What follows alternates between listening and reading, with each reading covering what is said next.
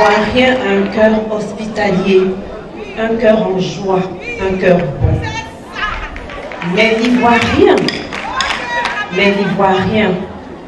a aussi un cœur pour dire non quand il ne veut plus.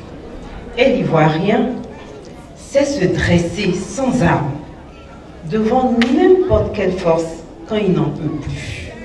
Je parle de ces Ivoiriennes qui en 1949 ont marché sur Grand Bassam pour exiger la libération de leurs époux. Je parle de ces Ivoiriens qui en 1958 ont chassé les Dahoméens parce que ces derniers occupaient tous les postes importants dans l'administration. Je parle de ces Ivoiriens qui en 1960 ont dans la paix ramené la liberté.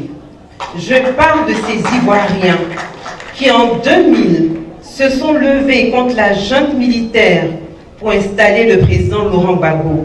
Je parle de ces jeunes Ivoiriens et dont nous devons être fiers qui en 2004 se sont levés contre l'armée française pour protéger leur patrie.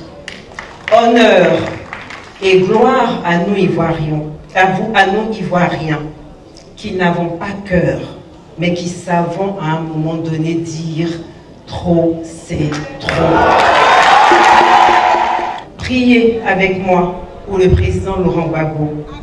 Prions pour le président Alassane Ouattara, afin que Dieu soit son compagnon de tous les jours et éloigne de lui les gens qui ne savent pas comment se reconvertir après le pouvoir.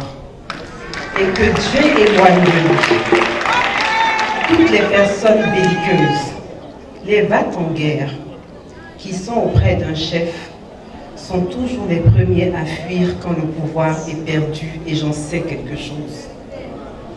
Le président Alassane Ouattara tient aujourd'hui entre ses mains le destin de la Côte d'Ivoire.